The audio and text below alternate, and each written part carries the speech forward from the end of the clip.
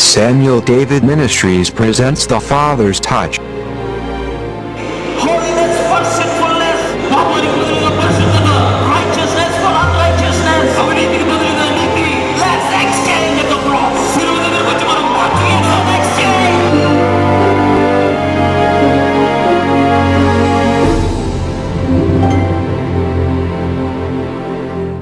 Quickly turn our Bibles to 1 Peter chapter 3. Let's read from verse 8 to 12. పేతురు మొదటి పత్రిక 3వ అధ్యాయము 8 నుంచి 12 వచనాలు చదువుకుందాం. It says like this: to sum up, all of you be harmonious, sympathetic, brotherly, kind-hearted, and humble in spirit. మీరు అక్కడ చూసినట్లయితే తుదకు మీరందరూ ఏక మనస్కులై ఒకరి సుఖ దుఃఖములందు పాలుపడి సహోదర ప్రేమ గలవారై కరుణా చిత్తులను వినయ మనస్కులనై ఉండుడి. It says humble in spirit. అక్కడేమనుందంటే వినయ మనస్కులనై ఉండుడి. Just a side thought here. ఇక్కడ ఒక చిన్న తలంపు. It's always the humble people that God is looking for. దేవుడు వెతికేది ఎవరి కొరకంటే సాత్వికుల కొరకే. The humble shall inherit the land. సాత్వికులు భూలోకమును స్వతంత్రించుకొందురు. It's always the poor in the spirit that drag the heaven into the natural realm. ఆత్మలో దీనులైన వారే పరలోకాన్ని ఈ భౌతిక పరిధిలోనికి తీసుకొని రాగలిగిన వారు. It's always the hungry people that attract the unending treasures of God. ఆకలి కలిగిన వారే దేవుని యొక్క ఎడతెగని నిధులను వారు తీసుకొని రాగలిగిన వారు. It's always the poor that become rich. దరిద్రులే ధనవంతులయ్యేది. I'm talking about the desperation in the man's heart. మానవుని హృదయంలో ఉన్న ఆ యొక్క తృష్ణ, ఆ తీవ్రతను గురించి నేను మాట్లాడుతూ Blessed are the poor in spirit. ఆత్మ విషయమై దీనులైన వారు ధన్యులు. Blessed are the humble in spirit. ఆత్మ విషయమై సాత్వికులైన వారు ఆశీర్వదించబడిన వారు. They carry something with them. When you meet them, something is about them. Something is distinguishing about them. వారితో ఒక ప్రత్యేకమైనది ఉంటుందండి. వారిని కలిసినప్పుడు ఒక ప్రత్యేకమైనది ఎవరి దగ్గర కనబడిన అనుభూతి ఈ వ్యక్తులను కలిసినప్పుడు మనకు కలుగుతుంది. Jesus said, యేసు ప్రభు అన్నాడు కదా, I am gentle and meek. నేను సాత్వికుడును దీన మనస్సు గలవాడును. Come, take my yoke and learn from me. మీరు వచ్చి నా కాడిని ఎత్తుకొని నా యొద్ద నేర్చుకోండి అన్నాడు. It's the poor in the spirit. ఆత్మ విషయమై దీనులైన వారు. It's the humble in spirit. ఆత్మలో దీనులైన వారు. When you see those people, I am telling you, before you see them next year, they will not be in that place. They will be promoted. They attract blessing. అలాంటి వ్యక్తులు మీరు గనక చూస్తే నేను చెప్తున్నా, గుర్తుపెట్టుకోండి, తర్వాత సంవత్సరం వారిని చూసేటలకి మునుపు చూసిన స్థానంలో వారు ఉండరు. వారు హెచ్చింపబడిన స్థానంలో ఉంటారు. కారణం ఏంటంటే అట్టివారు ఆశీర్వాదమును ఆకర్షించేవారుగా ఉంటారు. They are the pullers of the unending treasures of heaven. వారు పరలోక నిధులను వారిని భూమి మీదకి ఆకర్షించే వారుగా వారు ఉంటూ ఉన్నారు. Even though they know Lord, they feel as if they knew nothing. వారు దేవుణ్ణి ఎరిగిన వారు అయినప్పటికీ కూడా దేవునితో సహవాసం కలిగి ఉండి కూడా ఏమీ తెలియని వారుగానే వారు కనిపిస్తూ ఉంటారు. They are all the time learners, passionate people. వారు ఎప్పుడూ కూడా నేర్చుకునే స్వభావం కలిగిన వారై ఉంటారు. తీవ్రత, బలమైన కోరిక వారిలో ఎప్పుడు ఉంటూనే ఉంటుంది. And verse 9 says, he says, be like that, be humble in spirit, kind-hearted. కరుణా చిత్తులు, వినయ మనస్కులు, సహోదర ప్రేమ గలవారు ఉండడని చెప్పి 9వ వచనంలో చూస్తే, not returning evil for evil or insult for insult, but giving a blessing instead. For you are called for the very purpose that you might inherit a blessing. ఆశీర్వాదమునకు వారసులవుటకు మీరు పిలువబడితిరి గనుక కీడుకు ప్రతి కీడైనను దూషణకు ప్రతి దూషణ అయినను చేయక దీవించుడి. You are called to inherit the blessing. మీరు ఆశీర్వాదమును స్వతంత్రించుకోవటానికి, ఆశీర్వాదమునకు వారసులుగా ఉండటానికి పిలువబడ్డారు. There is a lifestyle lifestyle of the blessed person. ఆశీర్వదించబడిన వ్యక్తికి ఒక జీవన శైలి, జీవన విధానం ఒకటి ఉంది. There is a diet for the person who wants to walk blessed. ఆశీర్వదించబడిన వ్యక్తిగా జీవించటానికి ఆ వ్యక్తికి ఒక డైట్ ఉంది. There is a food that the people who are blessed feed on. ఆశీర్వదించబడిన వ్యక్తిగా ఉండటానికి ఆ వ్యక్తి భుజించటానికి, బ్రతకటానికి ఒక ప్రత్యేకమైన ఆహారం అతని కొరకు ఉంది. And the Bible says you were called to inherit a blessing and this is how you must live. Bible ఏం చెప్తుందంటే మీరు ఆశీర్వాదమునకు వారసులుగా, ఆశీర్వాదమును స్వతంత్రించుకోవటానికి పిలువబడ్డారు కాబట్టి మీరు జీవించాల్సిన విధానం ఇట్లాగా. Verse 10. 10వ వచనం చూడండి. The one who desires life to love and see good days must keep his tongue from evil and his lips from speaking deceit. జీవమును ప్రేమించి మంచి దినములు చూడగోరువాడు చెడ్డదాని పలుకుకుండా తన నాలుకను, కపటపు మాటలు చెప్పకుండా తన పెదవులను కాచుకొనవలెను. Hallelujah. Hallelujah. Peter says like this. పేతురు ఇట్లాగా అన్నాడు. You were called to inherit a blessing. మీరు ఆశీర్వాదమునకు వారసులుగా ఉండటానికి పిలువబడ్డారు. So you must be very careful to watch, to look at what comes out of your mouth. కాబట్టి మీ నోటిలో నుంచి ఏ విధమైన మాటలు వస్తున్నాయి, ఏం వస్తున్నాయి అనటం, దాని గురించి చాలా జాగ్రత్తగా ఉండాలి. You need to take good care about how you respond to situations and people. నీవు నీ జీవితంలో ఎదుర్కొనే పరిస్థితులలో, ఎదుర్కొనే వ్యక్తుల పట్ల ఏ విధంగా నీవు స్పందిస్తున్నావో నీ వైఖరి విషయమై జాగ్రత్తగా ఉండాలి. If somebody is talking evil about you, ఎవరైనా నీ గురించి నీ మీద కీడు మాట్లాడుతున్నారు అనుకోండి, you need not make it up. మీరు దాన్ని పెద్దగా చేసి మరలా కీడు మాట్లాడకూడదు.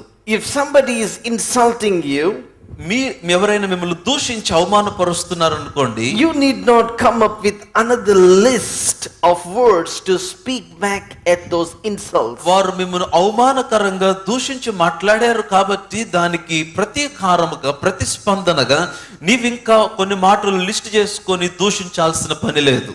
Why? ఎందుకని? Because you are blessed. నీవు ఆశీర్వదించబడిన వ్యక్తివి. What God has blessed, దేవుడు ఆశీర్వదించింది no man can curse. ఎవరు శపించలేరు దానిని. What God has given, దేవుడు అనుగ్రహించినది nobody can take it. ఎవరు దానిని తీసుకొనలేరు. What God has opened, దేవుడు తెరిచిన దానిని nobody can shut.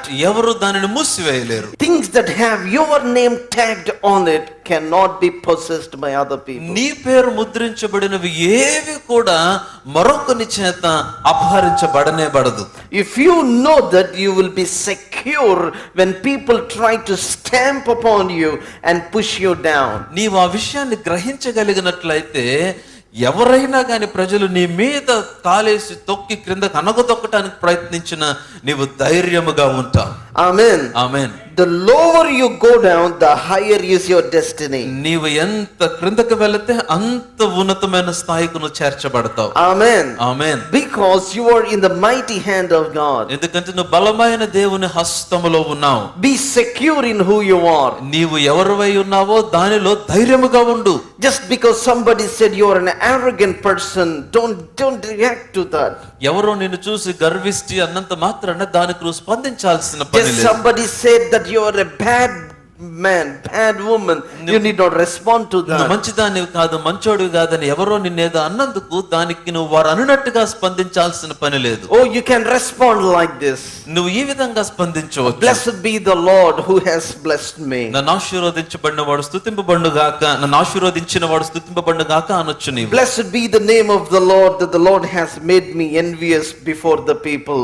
ప్రజల ఎదుట ఆయనను ఆశీర్వదించాడు, ఆయన నామము స్తుతినందదగినది అని నువ్వు చెప్పొచ్చు. Amen. Amen. Just respond to them in the way, in the lifestyle of a person who is blessed. ఆశీర్వదించబడిన వ్యక్తి యొక్క జీవన విధానములో ఆ జీవన శైలి కలిగి ఆ విధముగా నీవు స్పందించు దేనికైనా కానీ. Adopt to the lifestyle of a person who is called to inherit the blessing of the person. ఆశీర్వాదమునకు వారసులుగా ఉండటానికి పిలువబడిన వానికి అనుగ్రహించబడిన జీవన విధానమును నీ జీవితంలో అనుకరించుటకు అలవర్చుకోవాలి. Amen. Amen. And this is what Peter is saying. పేతురు ఇట్లాగ అంటున్నాడు. He said, you are called to inherit a blessing, so don't speak insult for insult, evil for evil. This is what the Bible says. Keep your tongue from speaking evil. చూడండి, మీరు ఆశీర్వాదమునకు వారసులుగా ఉండటానికి పిలువబడ్డారు కాబట్టి కీడుకు ప్రతి కీడు గాని దూషణకు ప్రతి దూషణ గాని చేయకుండా చెడ్డ మాటలు పలకకుండా మీ నాలుకను కాచుకొనవలెను అని ఇక్కడ పేతురు మాట్లాడుతున్నాడు. If you desire to see life, మీరు జీవమును ప్రేమించి దానిని చూడాలని ఆశిస్తే, if you desire to see good days, మంచి దినములు చూడవలనని ఆశ కలిగి ఉంటే, I mean, this scripture actually it itself is a big sermon. ఈ ఒక్క వచనమే చాలా పెద్ద వర్తమానం. Or if you know how to keep your tongue, you can see goodness or good days in the midst of bad days. మీ నాలుకను మీరు కాచుకోవటం గనుక మీరు నేర్చుకుంటే మంచి దినాలైనా చెడ్డ దినాలైనా మీ జీవితంలో మీరు చూడగలుగుతారు. You will see good days in the midst of bad days. చెడ్డ దినాల మధ్య మంచి దినాలను చూస్తారు. Hallelujah. Hallelujah. It says like this. అక్కడ ఈ విధంగా The రాయబడింది. one who desires life, జీవమును ప్రేమించి the one who wants to see good days, మంచి దినములు చూడగోరిన ఎడల must, everybody say must, తప్పనిసరిగా keep his tongue from evil. అతను తన నాలుకను కాచుకొనవలెను. What is evil? ఏంటి చెడ్డ మాట? ఈవిల్ అంటే Evil means anything that's not in the word of God. చెడ్డది అంటే అర్థం ఏంటంటే దేవుని వాక్యములో లేనిది ఏదైనా అది చెడ్డదే. Anything that contradicts the concepts of God. దేవుని యొక్క లేఖనములను, దేవుని యొక్క వాక్యమును భిన్నముగా ఉన్నది ఏదైనా కానీ అది చెడ్డదే. So if for example it is hot, you need not all the time say it is hot, it is hot, it is hot. ఉదాహరణకి వేడిగా ఉంది, నువ్వు కూర్చున్నంతసేపు వేడిగా ఉంది వేడిగా ఉంది వేడిగా ఉంది అనాల్సిన పనిలా. Amen. What you need to do? ఏం చేయాలి? Thank God that you are alive. నీవు సజీవుడిగా ఉన్నందుకు ప్రభువును స్తుతించాలి. Thank God that your body is working. నీ శరీరం పనిచేస్తున్నందుకు ప్రభువును స్తుతించాలి. Evil is something that doesn't bring praise to God. ఈ కీడు, ఈ ఈవిల్ అన్నది, ఈ చెడు అన్నది దేవునికి మహిమ తీసుకుని రాదు, ప్రభువుకి స్తుతి కాదది. Evil is something that speaks contrary to what you believe. Evil అనగా, ఈ చెడు అనగా, చెడు మాటలు అంటే నీవు నమ్మేదానికి భిన్నంగా మాట్లాడటం. Lord, it's hot, but thank God you kept me safe. ప్రభువా వేడిగా ఉంది అయినా నీకు స్తోత్రాలు, నన్ను క్షేమంగా ఉంచావు. Thank God you provided me the air conditioning. నాకు ఎయిర్ కండిషనింగ్ నువ్వు అనుగ్రహించావు, నీకు వందనాలు. Thank God you blessed me. నన్ను ఆశీర్వదించావు, నీకు స్తోత్రాలు నాయన. Amen. Amen. Some people were just too noisy to sit around. కొంతమంది అసలు భలే గందరగోళంగా ఉంటారండి, వాళ్ళ పక్కన కూర్చోటమే కష్టం. If you go to them, say for example, you go for a wedding or to a hotel, if something is bad, they don't appreciate what is good, but just talk about that little bad all through the time. మీరు ఎవరన్నా కలిస్తే ఏదైనా పెళ్ళికి కానీ ఏదైనా బయట ఏదైనా మీటింగ్కి వెళ్ళి ఎవరి ప్రక్కన కూర్చున్నారు అనుకోండి, అక్కడున్న మంచి విషయాలన్నీ వదిలేస్తారు. వాళ్ళు ఏ చిన్నది బాగోపోయినా కూర్చున్నంతసేపు ఇంకా దాని గురించే మాట్లాడతారు. This chair is not good. This కుర్చీ chair is బాగాలేదని, అది బాగాలేదని, ఇది బాగాలేదని. at that hotel that chair is good. అసలు ఆ హోటల్ అక్కడైతే ఆ కుర్చీ చాలా బాగుందంటారు, ఎక్కడ But we కూర్చున్నది didn't తెలియదు. come to the hotel for chair. నువ్వు కుర్చీ కోసం వచ్చావు ఆ హోటల్కి. Right? I have experiences with people like this. అలాంటి కొంతమందిని కలిసాను నా జీవితంలో. And it's very important what you speak. నువ్వేం మాట్లాడుతున్నావో చాలా ప్రాముఖ్యం. Must keep his tongue from evil and his lips from speaking deceit. చెడ్డదాన్ని పలుకకుండా, కపటమైన మాటలు పలకకుండా మీ నాలుకను కాచుకొనవలెను. భాష కాని భాష, ఊరి కాని ఊరు, యేసుక్రీస్తు సువార్త వినని ప్రజలు కోట్ల మంది ఉన్నారు. సాక్షాత్తు ఒక వ్యక్తి వెళ్ళి సువార్త ప్రకటించలేని అనేక ప్రాంతాలకు, కుటుంబాలకు ఈ టీవీ పరిచర్య ద్వారా మేము వెళుతున్నాం. ప్రభు నామమును బట్టి ప్రార్థన చేయవాడు ఎవడో వాడు రక్షింపబడును. వారు విశ్వసింపని వానికి ఎట్లు ప్రార్థన చేయుదురు? వినని వానిని ఎట్లు విశ్వసించుదురు? ప్రకటించువాడు లేకుండా వారెట్లు విందురు? ప్రకటించువారు పంపబడిన ఎడల ఎట్లు ప్రకటించుదురు? ఈ టీవీ పరిచర్యకు మీరు అందించే ఆర్థిక సహకారం బీదలకు సువార్త ప్రకటించుటకై, చెరలోనున్న వారికి విడుదలను ప్రకటించుటకు, రోగులకు స్వస్థత ప్రకటించుటకు మాకు సహాయపడుతుంది. మీ ఆర్థిక సహాయం ద్వారా మమ్మను పంపండి. మీ ధనమును సువార్త కొరకు వెచ్చించండి. మీ కానుకలు మాకు పంపదలిచిన ఎడల మాకు ఫోన్ చేయండి. This is the definition that I have from my study about deceit. ఈ కపటము అన్న దాని గురించి నేను చేసిన నా ధ్యానంలో నేను పొందుకున్న నిర్వచనం. Deceit means speaking half truth. కపటము అంటే సగం సత్యమే మాట్లాడటం. You don't speak the full truth. పూర్తి సత్యం మాట్లాడరు. Say for example, if you say, do you have the money? Yes, they say I have. ఉదాహరణకి డబ్బులు ఉన్నాయా అంటే ఉన్నాయి. Do you really have? నిజంగా ఉన్నాయి డబ్బులు? Yes. ఉన్నాయి. Where? ఎక్కడున్నాయి? Yesterday I had. నిన్న ఉన్నాయి నా దగ్గర. You see, whatever they speak, there is no full truth. చూడండి, వారు ఏది మాట్లాడినా పూర్తి సత్యం ఉండదు వారి మాటలు. Amen. Amen. I mean, this has been the lifestyle of human beings. ఇది మానవుని యొక్క జీవిత విధానం అయిపోయింది. They don't speak what is supposed to be spoken. ఏది మాట్లాడాలో ఎట్లా మాట్లాడాలో అట్లా మాట్లాడరు. Deceit means something that deceives you. నిన్ను కపటము అంటే నిన్ను మోసం చేసేది అని, Or మోసపూరితమైన మాట. words that deceive people. లేకపోతే ప్రజలను మోసం చేసేది, మోసకరమైన మాటలు. We must keep our lips from speaking deceit. ఈ విధమైన కపటపు మాటలు పలుకకుండా మన నాలుకను కాపాడుకోవాలి. Don't like the images on the Facebook if you don't like. మీకు ఇష్టం లేకపోతే ఫేస్బుక్ మీద ఉన్న ఇమేజెస్ ని మీరు లైక్ చేయాల్సిన పనిలే.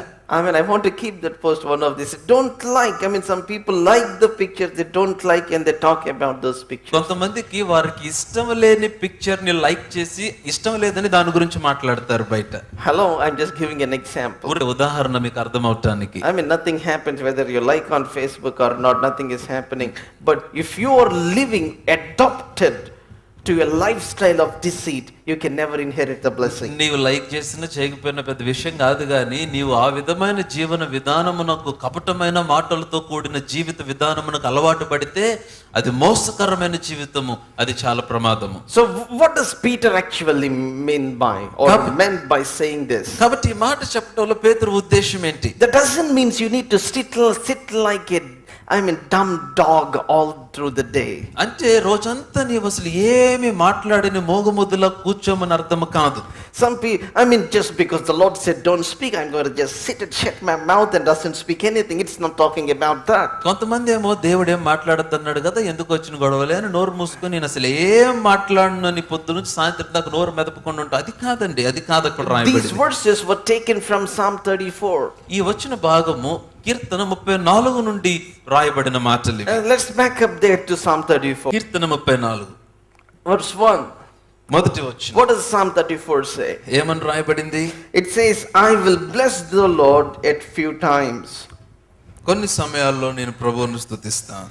His praise shall be in Sunday evening in my mouth. నా నోట్లో ఆదివారం సాయంత్రం ఆయన స్తుతి ఉండును. If you want to see the blessing of God radically, be a radical worshipper. నీ జీవితంలో అతి విస్తారమైన విస్తృత ఆశీర్వాదము ఎక్కువ కొలతలను చూడాలనుకుంటే నీవు ఎట్లా ఉండాలంటే ఆ విధముగా ఆరాధించే వ్యక్తిగా, ఆరాధికునిగా ఉండాలి. Amen. Amen. The praise must be continually in your mouth, in your lips. నిత్యము నీ పెదవులలో స్తుతి ఉండాలి. Amen. Amen. I will bless the Lord at all times. నేను ఎల్లప్పుడూ యెహోవాను సన్నుతించెదను. All times means when you were spoken evil, when you were insulted, when you were down, when you were sick, when nobody looks at you, when it is not a time that you feel enthusiastic to bless. it's those times, it's all time.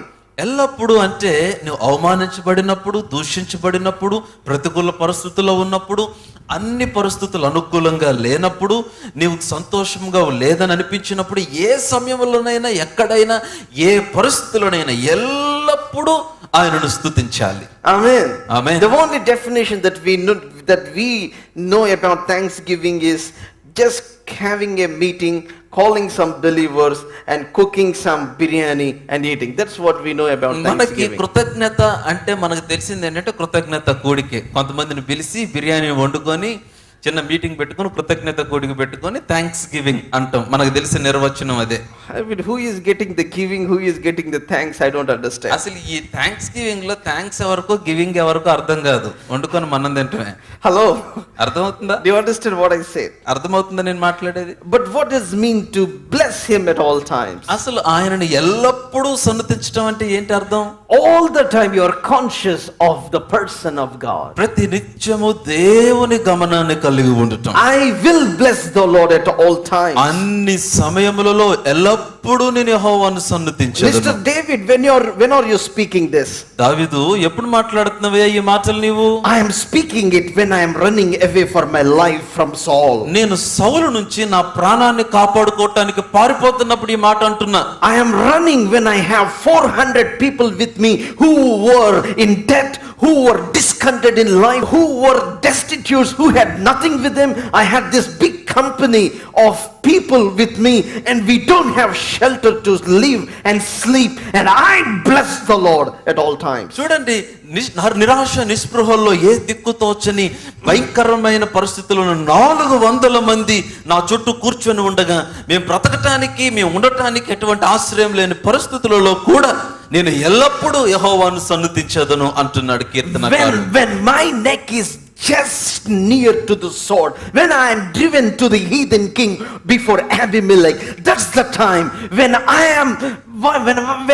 am in a place it's not fit to bless the Lord.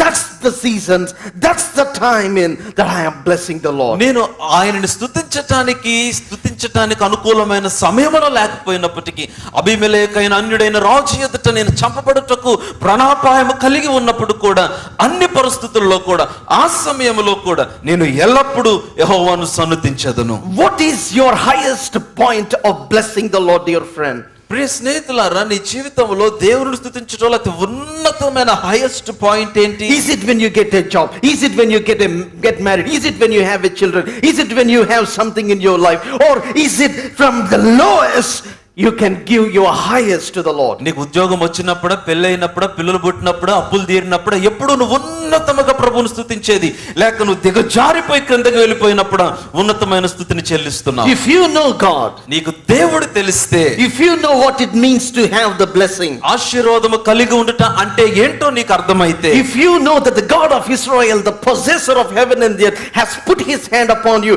and said you are blessed, it does not matter where you are. చూడండి, ఇశ్రాయేలు దేవుడైన ఆకాశ మహాకాశములు పట్టజాలని దేవుడు ఆయన హస్తము నీ మీద ఉంచి ఆశీర్వదించాడన్న విషయం నీకు అర్థమైతే, ఏ స్థితిలో ఉన్నప్పటికీ కూడా నీకు ఆ ఆశీర్వాదం తిరగబెట్టబడదని నీకు అర్థమైనట్లయితే, David was blessed before his brothers. దావీదు తన సహోదరులతో ఆశీర్వదించబడి ఉన్నాడు. The oil of the Lord has come upon his head. దేవుని యొక్క తైలాభిషేకం అతని మీదకి వచ్చింది. From the next moment onwards he was put in a battle. ఆ తరువాత క్షణము నుంచి అతను ఆ యొక్క యుద్ధములో పెట్టబడ్డాడు. And the next day he was driven from the presence of the king. ఆ తర్వాత అతను రాజు దగ్గర నుంచి తరమబడ్డాడు. He said, I mean, you see, he was blessed. He got that anointing upon him. And the thing is, he thought, oh, I am blessed.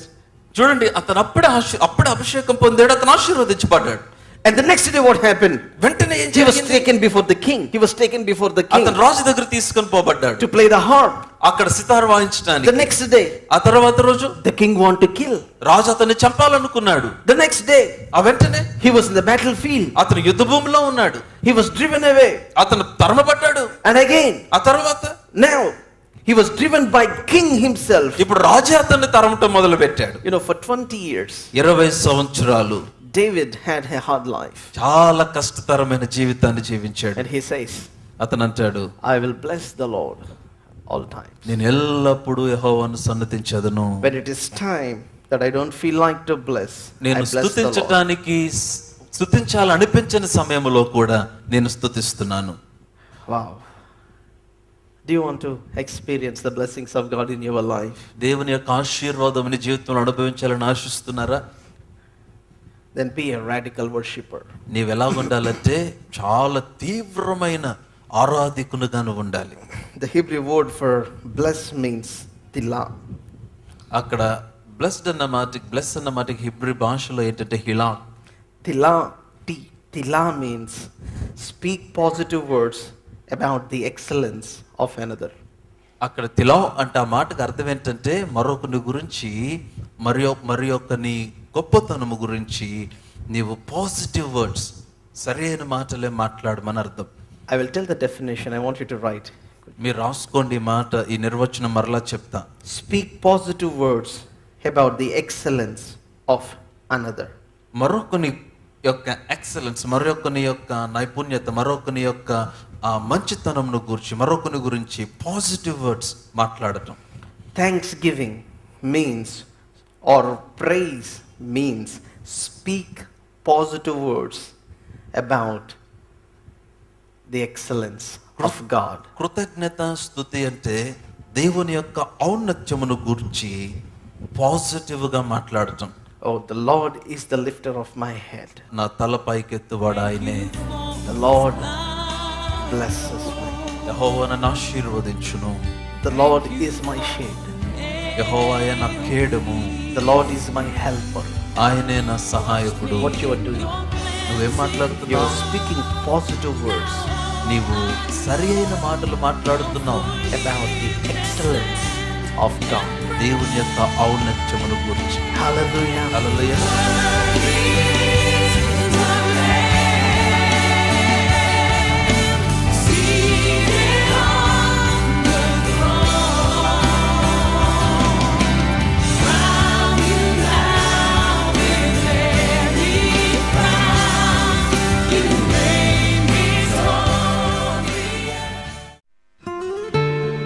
భాష కాని భాష, ఊరి కాని ఊరు, యేసుక్రీస్తు సువార్త వినని ప్రజలు కోట్ల మంది ఉన్నారు. సాక్షాత్తు ఒక వ్యక్తి వెళ్ళి సువార్త ప్రకటించలేని అనేక ప్రాంతాలకు, కుటుంబాలకు ఈ టీవీ పరిచర్య ద్వారా మేము వెళుతున్నాం. ప్రభు నామమును బట్టి ప్రార్థన చేయవాడు ఎవడో వాడు రక్షింపబడును. వారు విశ్వసింపని వానికి ఎట్లు ప్రార్థన చేయుదురు? వినని వానిని ఎట్లు విశ్వసించుదురు? ప్రకటించువాడు లేకుండా వారెట్లు విందురు? ప్రకటించువారు పంపబడిన ఎడల ఎట్లు ప్రకటించుదురు?